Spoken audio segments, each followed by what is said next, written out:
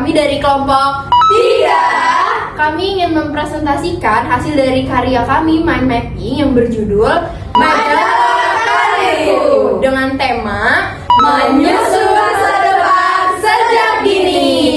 Nah, untuk penjelasannya akan dijelaskan oleh masing-masing dari kami nih teman-teman. Sebelum itu, izinkan kami untuk perkenalan terlebih dahulu. Perkenalkan, nama saya Salsabila. Perkenalkan, nama saya Sabina Alia. Perkenalkan, nama saya Valentina. Perkenalkan, nama saya Dina. Perkenalkan, nama saya Naila Syaki. Saya Desi Marcelia Putri. Berikut pemaparannya. Halo teman-teman, jadi di sini saya akan sedikit menjelaskan mengenai informasi umum dari karya kami yang berjudul Majalah Kartun Menyusun Masa Depan Sejak Dini. Adapun sasarannya itu siswa SMA sederajat dan dimulai pada tahun 2025. Adapun penyusunnya itu saya sendiri Sabina Alia Fajrina dan rekan saya Salsabila, Desi Marcelia Putri, Naila Syaki Zulkarnain, Nida Samharauzan dan Valentina Febrianti. Oke, dalam latar belakang, masa SMA adalah masa yang paling penting untuk menentukan masa depan. Nah, biasanya anak SMA tuh bingung gitu loh, nentuin masa depannya. Mau kemana ya abis ini selanjutnya, atau mau kerja, atau mau lain sebagainya gitu. Biasanya pada masa SMA tuh masa-masa membingungkan gitu untuk para siswa menentukan pilihan masa depannya. Nah, biasanya guru BK tuh menyediakan layanan yang emang digunakan untuk siswa SMA menentukan masa depannya. Nah, pada majalah karya kita, layanan yang digunakan ialah layanan bimbingan konseling komprehensif. Nah, ada 4 layanan inti BK komprehensif. Yang pertama adalah layanan dasar. Yang kedua, layanan penempatan dan perencanaan individual. Yang ketiga, layanan responsif. Yang keempat, layanan dukungan sistem. Nah, selanjutnya pada tujuan program akan dijelaskan oleh rekan saya yang bernama Desya.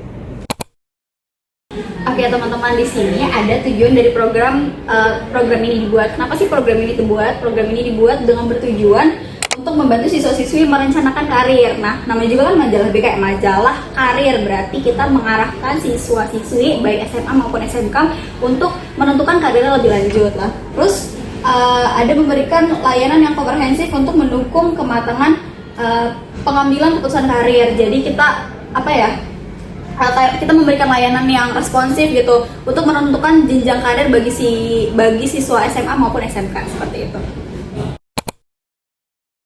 Oke teman-teman, kalau tadi kita udah bahas tentang informasi umumnya, terus ada latar belakangnya, sampai ke tujuan programnya. Nah, sekarang kita masuk ke rencana kegiatan. Dalam rencana kegiatan ini ada 4 kegiatan nih yang bisa kita lakukan dalam menyusun masa depan sejak dini pada siswa SMA sederajat. Yang pertama, kita bisa melakukan bimbingan klasikal karir. Nah, bimbingan klasikal karir ini diberikan untuk menambahkan informasi serta pengetahuan dan pemahaman baru tentang dunia kerja, jurusan sekolah, cara-cara merencanakan karir ke depannya gitu. Nah, yang kedua ada asesmen minat dan bakat. Nah, asesmen minat dan bakat ini bisa kita lakukan dengan melakukan tes psikologi. Nah, tes ini berguna untuk mengetahui minat dan bakat siswa yang kira-kira mereka miliki, potensi-potensi yang mereka miliki gitu. Nah, tujuannya agar siswa itu bisa lebih mudah memilih jurusan mana dan pekerjaan mana yang cocok dengan mereka. Nah, yang ketiga ada kolaborasi dengan sistem. Nah, kolaborasi dengan sistem ini tentunya bisa kita lakukan untuk mendekatkan kepada orang tua, terus guru-guru seperti wali kelas gitu ya. Kita melakukan kerjasama agar siswa bisa mendapatkan dukungan gitu, tidak hanya dari pihak sekolah tapi juga dari orang tuanya gitu. Yang terakhir ada layanan konseling individual. Nah, dalam layanan ini tentunya dilakukan dalam tatap muka secara pribadi gitu. Nah, layanan ini diberikan untuk membahas masalah-masalah atau kebingungan apa yang sedang siswa rasakan gitu terkait dengan masa depannya, terkait dengan karir, terkait dengan tujuannya gitu. Mungkin itu aja. Nah, selanjutnya akan dijelaskan oleh rekan saya terkait dengan media dan sumbernya.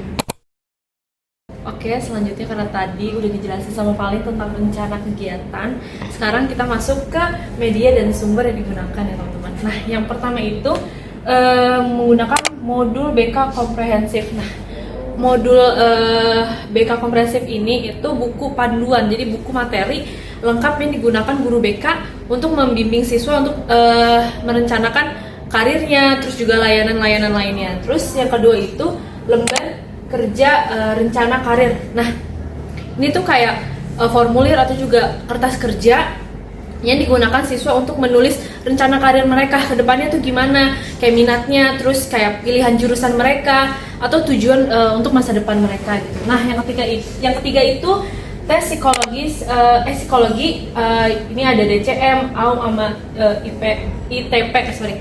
Nah, jadi alat tes ini untuk mengetahui minat dan bakat mereka, juga dari kepribadian mereka gitu teman-teman. Terus yang keempat itu ada lirik dan media virtual. Nah, ini tuh kayak brosur singkat dan atau juga media online lah, kayak video, terus juga presentasi atau informasi terkait dengan karir dan tujuan karir gitu. Terus abis itu yang terakhir itu ada kerjasama dengan PT, terus bekerja sama dengan biro psikologi dan orang tua. Jadi bekerja sama dengan mereka ini untuk mendukung siswa, kayak dari bekerja sama perguruan tinggi untuk informasi terkait jurusan, terus juga orang tua untuk mendukung dan merencanakan karir anak gitu teman-teman. Nah, selanjutnya akan dijelaskan oleh Salsa. Oke, kali ini saya akan menjelaskan mengenai evaluasi program. Yang pertama ada evaluasi proses dan yang kedua ada evaluasi hasil.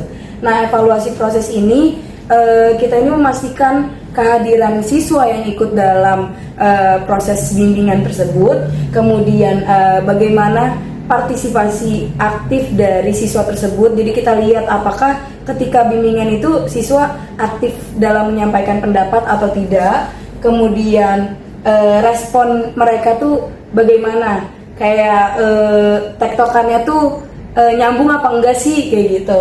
Terus yang kedua ada dokumentasi, asesmen dan wawancara. Jadi jadi ketika proses bimbingan ini memberikan layanan, ada dokumentasi asesmen. Asesmen itu kayak kertas yang berisikan evaluasi proses gitu, nah yang diisi oleh siswa.